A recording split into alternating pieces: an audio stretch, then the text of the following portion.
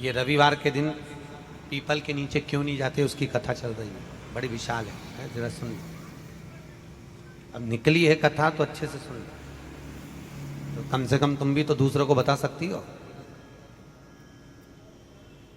अब भगवान नारायण लक्ष्मी के साथ जैसी पीपल के वृक्ष के नीचे आए, आते से भगवान नारायण ने लक्ष्मी जी से कहा, लक्ष्मी तुम्हारी बहन बैठी है।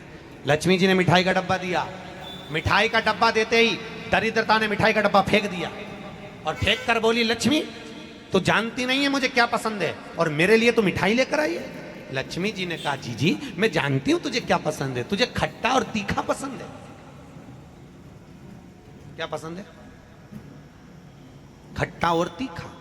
मैं जानती हूं तुझे खट्टा और तीखा पसंद है, पर मैंने सोचा तेरी शादी हो गई है, शादी होने के बाद तो तुझे मीठा पसंद आएगा।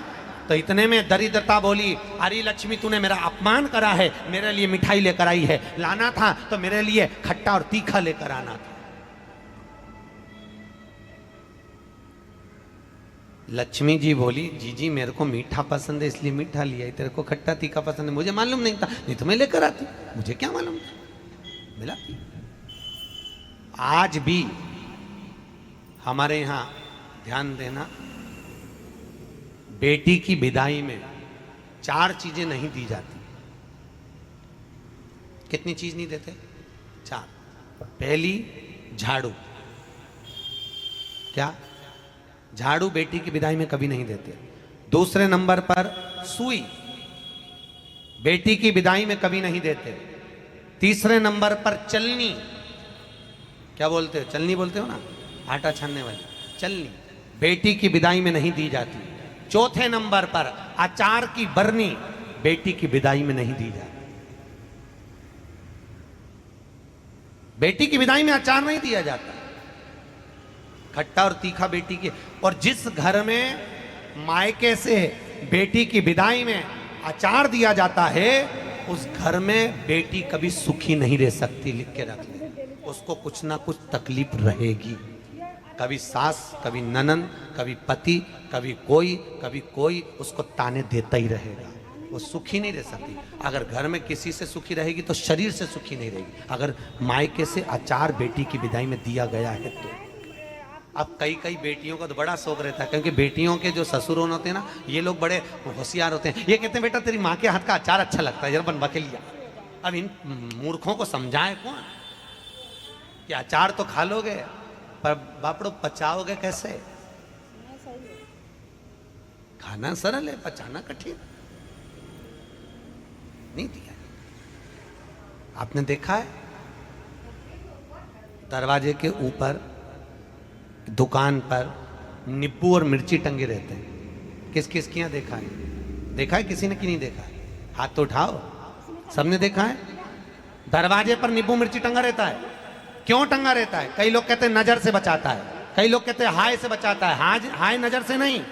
विष्णु पुराण की कथा और शिव महापुराण वर्णन कर रही है, नींबू मिर्ची दरवाजे पर इसलिए टांगा जाता है क्योंकि लक्ष्मी और दरिद्रता, ये दोनों बहनों प्रतिदिन हर एक व्यक्ति के घर में आना चाहती है। लक्ष्मी और दरिद्रता दोनों घूमने निकलती है, रोज निकलती है घूमने के लिए, और रोज सबके घर में आती है, प्रतिदिन आती है। बस अंतर इतना है कि दरवाजे पर नींबू और मिर्ची टांग देने से दरिद्रता अंदर नहीं जाती, बाहर की बाहर खाकर भाग जाती है, और मिठाई फ्रिज में रखी जाती है जिससे लक्ष्मी घर के अंदर पहुंच जाती है।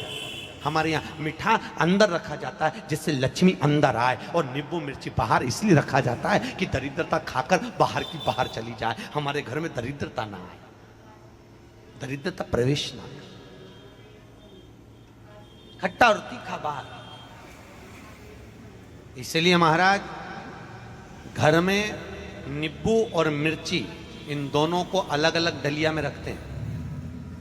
फ्रिज में भी रखेंगे तो नींबू ऊपर रख देंगे तो मिर्ची नीचे रखेंगे, एक साथ नहीं रखते। जिसके घर में फ्रिज में भी अगर नींबू मिर्ची एक साथ में तो उसमें दरिद्रता का नहीं बात। 1 रुपए कमाओगे, 1.25 रुपए खर्च होगा। घर में पैसा कभी नहीं जुड़ सकता अगर नींबू मिर्ची एक ही डलिया के अंदर है तो।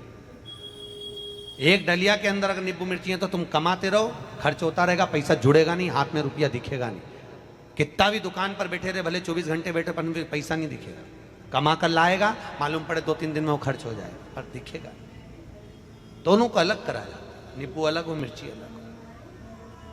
दरिद्रता महाराज दुसा मुनि दुर्वासा जी से पूछते हैं, इसको कहां लेकर जाऊं, मेरी पत्नी को कहां ले जाऊं, ये दरिद्रता जाए तो जाए कहां, इस दरिद्रता को कहां लेकर जाऊं, कहां रखूं इसको। इतने में दुर्वासा जी ने कहा, सुन दुसा मुनि, अपनी पत्नी दरिद्रता को अगर कहीं लेकर जाना है तो जो नारी, जो स्त्री शाम के समय पर चोटी करती हो, झाड़ू लगाती हो, या जो स्त्री दोपहर में सोती हो, उसके घर में इस दरिद्रता को लेके प्रवेश कर जाना।